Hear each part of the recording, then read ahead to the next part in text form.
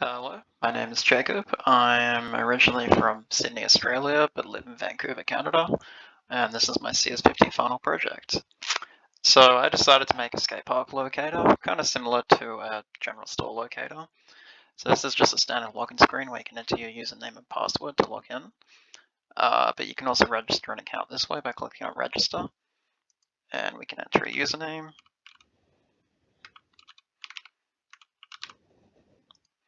And a password.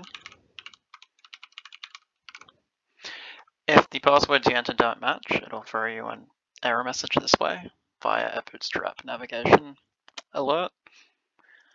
So we'll just try it again.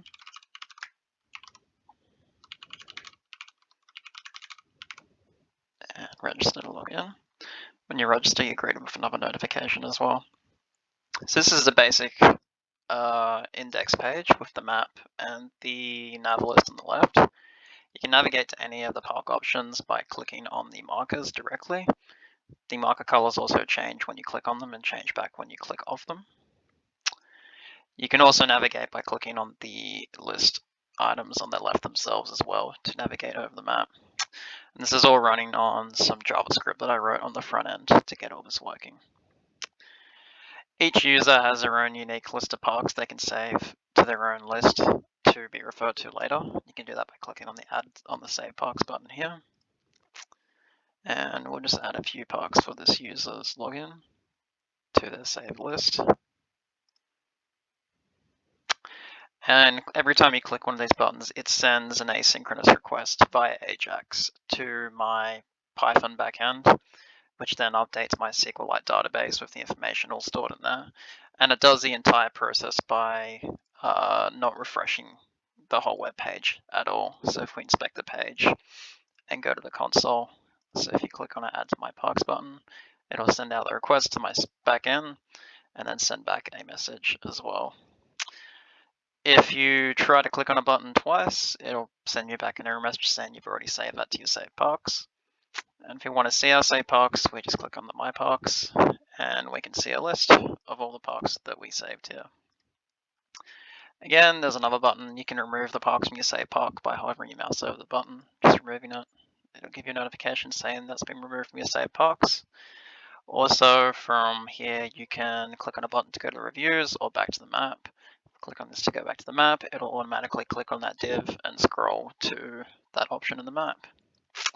It's also a reviews tab where you can see all the reviews that I pulled from Google for each skate park, just on a list here. So you can scroll through and click on them and view them.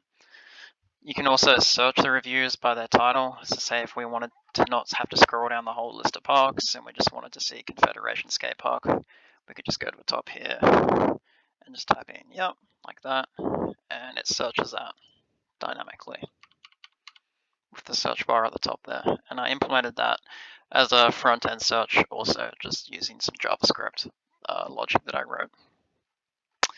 And from the reviews page as well, you can click on any of the reviews that go to the map button. That'll automatically load that page and go to that park on that map straight from that reviews page. The whole web app is also compatible in mobile as well. I made it somewhat responsive to be able to accommodate that. So it functions pretty much the same way, just more mobile friendly. So you can click on the divs, scroll around the map as a mobile user, add to parks, that kind of thing. And you can see reviews. Search function works just as good on mobile as well, like that. And you can see the requests that it actually sends when you use that search bar dynamically as well. But yeah, the whole site does work great in mobile, as good as it does on desktop.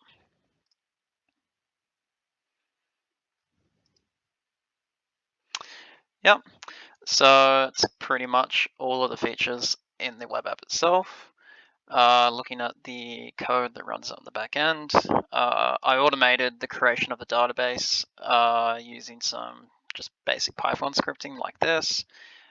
This is kind of logically how the database and all the tables are joined kind of visually. I just drew it out this way just to help me out with that. And I had to also write a Python script to automate the populating the database, my SQLite database, with the skatepark information. So I had to use the Google Places API to call it, and then tell it to pull a certain radius, which I did just around Vancouver and British Columbia. I only took 20 skateparks from Vancouver to keep a pretty small scale, and told the API to call that. And then I pulled down all the skateparks from Vancouver, and then I had to write all these Python functions to dump that skatepark information into each table of my database with this Python script. And this is the backend of my web app using Flask, written in Python.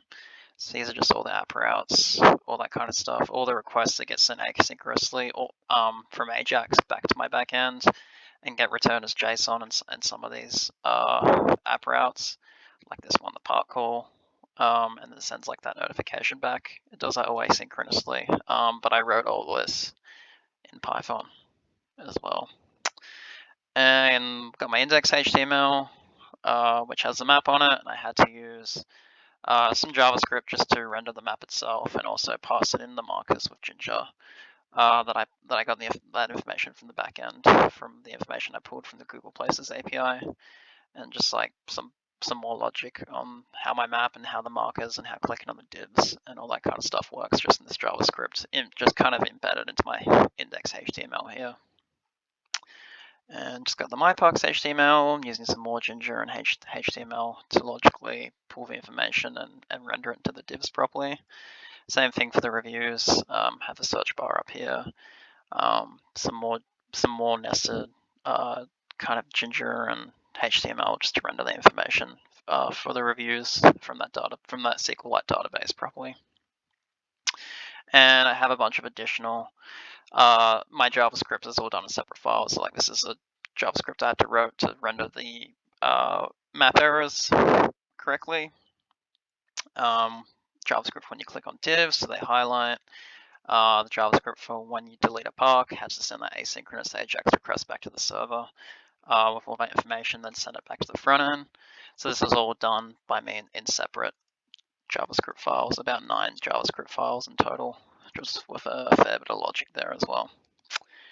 So yeah, that was my final project. Thank you.